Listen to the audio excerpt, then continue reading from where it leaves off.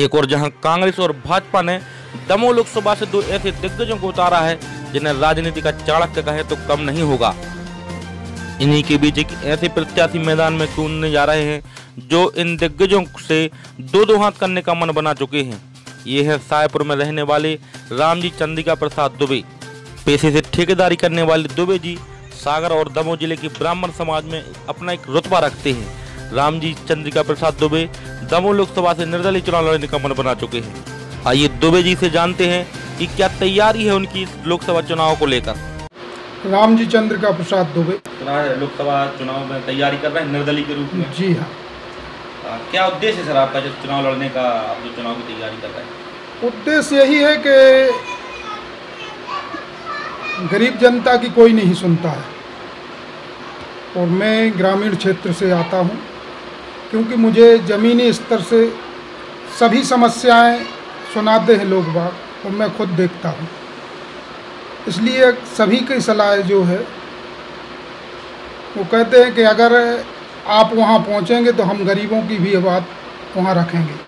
सर्वोच्च पंचायत में अपनी बात रखी जाएगी गरीबों की, तो हो सकता है कि गरीबों के मुद्दे कुछ अमल में। क्या मुद्दे लेकर आप जनता के बीच जाएंगे, किस तरह आप चुनाव लड़ेंगे? ग्रामीण क्षेत्रों में बेरोजगारी बहुत ज़्यादा है, महंगाई बहुत ज़्यादा है, कृषि के क्षेत्र में बहुत महंगाई है। देखो, किसानों के लिए तो कोई कुछ नहीं कर रहा है, महंगाई है।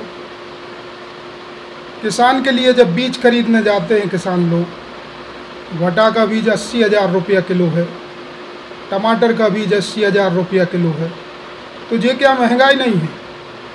और जब 10 रुपया किलो टमाटर बिकता है किसान का, तो यही सरकारें कहती हैं बहुत महंगाई है। अगर हम वहाँ पहुँचते हैं तो हमारे जितने भी भारत में ग्रामीण क्षेत्र हैं, सबसे पहले ग्रामीण क्षेत्र से जो बेरोजगार आते हैं, मैं उनकी बात रखूँगा और उनको रोज़गार दिलाने की कोशिश करूँगा। मैं बेरोजगारों के लिए ग्रामीण क्षेत्रों में छोटे छोटे उद्योग लगवाऊँगा और क्षेत्र में बड़ी फैक्ट्रियाँ भी लेकर आऊँगा, जिससे ग्रामीण क्षेत्र के युवा वर्ग को रोज़गार मिले, उनको काम मिले। हर ग्राम में छोटे छोटे उद्योग लगवाएंगे ताकि महिलाएं भी उसमें भाग ले सकें और अपना आर्थिक रूप से मजबूत हो सकें। महिलाओं के सुरक्षा के लिए पहले तो स्वावलंबी बनाने की कोशिश करेंगे, और जब तक देश में मानसिकता नहीं बदलेगी, जब तक हम अपनी बच्ची जैसा सब बच्चियों को नहीं सोचेंगे, जब तक सुधार नहीं आ सकता।